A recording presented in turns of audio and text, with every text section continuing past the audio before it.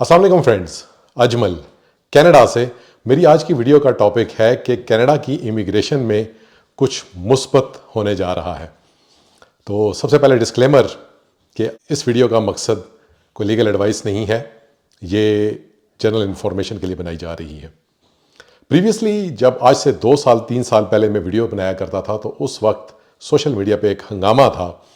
लोग उस वक्त सोशल मीडिया पर ये बताते फिरते थे कि कनाडा का जो विज़िट वीज़ा है वो शॉपरों के हिसाब से कैनेडियन गवर्नमेंट बांट रही है और कनाडा की इमिग्रेशन में वो टिकट भी मुफ्त दे रहे हैं, वो आने जाने का ख़र्चा भी दे रहे हैं, रिहाइश भी दे रहे हैं और वीज़ा भी दे रहे हैं और साथ में वर्क परमिट्स भी दे रहे हैं। ये उस टाइम वाबेला था। तो मैं उस टाइम भी कहा करता था कि जनाब आने वाले दिनों में और ये जूँ जूँ चीज़ें चलेंगी, ये चीज़ें बहुत सख्ती की तरफ जाएंगी।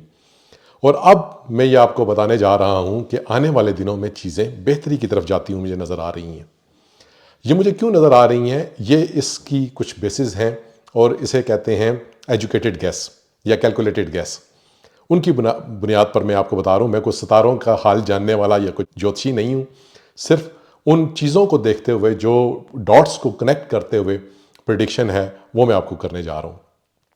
और वो प्रिडिक्शन के मुताबिक आने वाले कुछ अरसे में कनाडा की जो इमिग्रेशन है जैसी कि आज है, इससे बेहतर होने के चांसेस हैं। और वो क्यों है ये मैं आपको बताता चलूँ कि देखें, कनाडा की जो इकोनॉमी है इस टाइम बेहतर परफॉर्म कर रही है। बेहतर क्यों परफॉर्म कर रही है? कनाडा का इस टाइम तेल बिक रहा है और अच्छे पैसों में बिक रहा है। मैंने आपको बताया था कि कनाडा में जो अल्बर्टा प्रोविंस है इसके पास तेल के बहुत बड़े ज़खायर हैं और अल्बर्टा की जो कॉस्ट आती है वो तकरीबन $1 आती है। और इस टाइम जो तेल कनाडा में बिक रहा है पर लीटर, जो गैस की या पेट्रोल की जो प्राइस है वो तकरीबन $2 है। तो $1 पर लीटर सेविंग हो रही है गवर्नमेंट को। अच्छा, इसके अलावा तो लाजमी सी बात है, जब गवर्नमेंट के पास पैसा आता है तो लोगों के पास उसका इम्पैक्ट आता है। कैनेडियन गवर्नमेंट पैसा अपने पास नहीं रखती या वो खा पी नहीं जाती, वो लोगों पर भी लगाती है। तो कनाडा के पास मैंने आपको बताया कि पैसा आ रहा है और कैनेडियन गवर्नमेंट ने 20 अप्रैल 2026 से पेट्रोल की प्राइस में जो उन्होंने टैक्स लगाया हुआ था उसमें 10 सेंट्स की कमी का ऐलान किया है। पूरी दुनिया में तेल इस वक्त महंगा हो रहा है, कनाडा के पास अच्छी मिकदार में है और इस यहाँ पर 20 अप्रैल, जब आप ये वीडियो देख रहे होंगे 20 अप्रैल ही होगी, तो उस दिन पेट्रोल की प्राइस 10 सेंट कम हो चुकी होगी। इससे पहले भी कैनेडियन गवर्नमेंट ने इस पर से टैक्स कम किया है और ये दूसरी दफ़ा उस पर टैक्स कम करने जा रहे हैं। क्योंकि अपोजिशन कह रही है कि इसमें मजीद भी टैक्स कम होना चाहिए, लेकिन ये एक पॉजिटिव साइन है। अब आप कहेंगे कि इसका इमिग्रेशन के साथ क्या ताल्लुक है, मैं आगे चल के बताता हूँ। और एक तीसरी चीज़ जो बड़ी इंपॉर्टेंट है वो ये है कि कनाडा में जो लिबरल्स हैं, लिबरल्स के पास मेजॉरिटी आ चुकी है। उनको अब कोई भी बिल पास कराने के लिए किसी भी बाहर के मेंबर की या किसी भी बाहर की पार्टी की ज़रूरत नहीं है और ये काफ़ी अरसे के बाद आई है। जब पिछले साल इलेक्शन हुए थे तो और उससे पहले भी ट्रूडो गवर्नमेंट में भी जो कनाडा की जो ट्रूडो गवर्नमेंट है वो बहुत ही चैलेंजेस का शिकार थी और उसकी वजह उनकी अपनी पॉलिसीज़ थी। ऐसा नहीं था कि बाहर से लोगों को बुलाने से प्रॉब्लम शुरू हो गई थी। प्रॉब्लम कनाडा को हमेशा बंदे चाहिए और इसको ज़रूरत रहेंगे, ये इसकी ज़रूरत कभी नहीं ख़त्म हो सकती।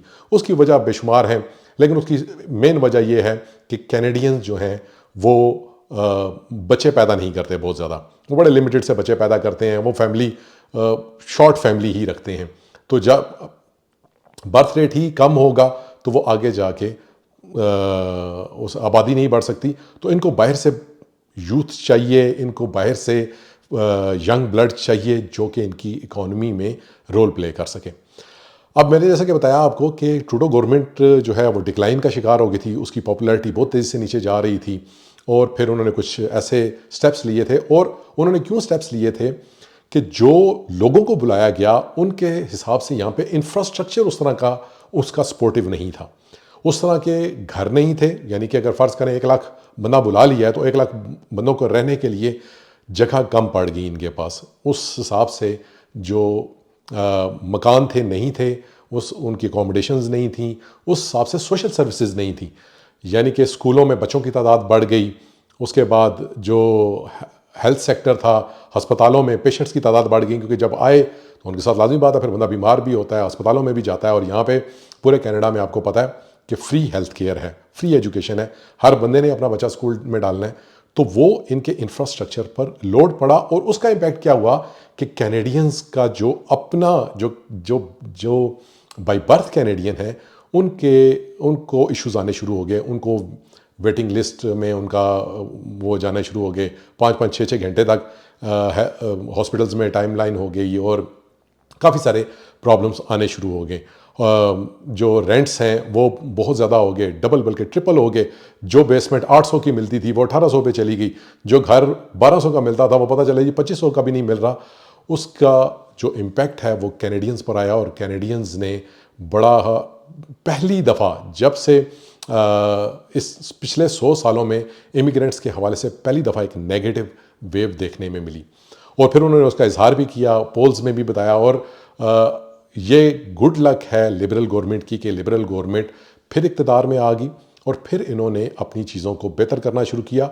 इमिग्रेशन को इन्होंने जिसकी वजह से कैनेडियंस नाराज़ थे उसको टाइट किया और जितनी अभी टाइट है ये लिबरल्स ने इतनी इसकी तारीख में नज़ीर कम ही मिलती है कि इतनी लिबरल्स ने कभी टाइट की हो।